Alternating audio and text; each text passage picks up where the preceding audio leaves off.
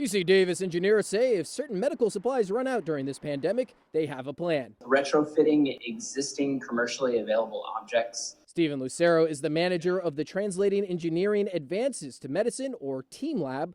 He says because UC Davis Medical Center may run out of N95 masks, his team is working to crank out thousands of these adapters, which allow nurses and other hospital staff to use filters they already have as part of a replacement mask. Manufacture about 2,000 of these mask devices or substitutes within about 2 weeks. His team will do that by using 3D printers, laser cutting, and computer numerically controlled, or CNC machines, which they already have plenty of in labs on campus. This is an entire campus and greater community effort. Lucero says the TEAM Lab is also working on building plastic face splash shields, which doctors and nurses can wear, and replacement parts for ventilators. While he says building the same medical ventilators, which are in short supply, from the ground up is far too complicated, they can build a very basic model. It's not as feature rich, but it comes down to having this primitive ventilator or having no ventilator at all. I think the decision is pretty easy there.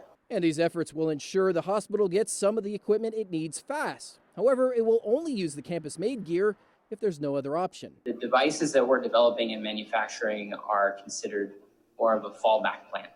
Lucero says he knows there's a lot of 3D printer enthusiasts out there. In fact, in some households, they're almost as common as traditional printers. But he warns that doesn't mean they should be printing up masks for hospital workers or really anybody, because those printers may not meet the same medical standards that ones on campus do.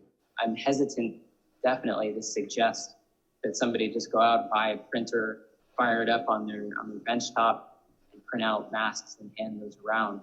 They're potentially providing a false sense of security. In Sacramento, Doug Johnson. And ultimately could potentially do more harm than good. Fox 40 News.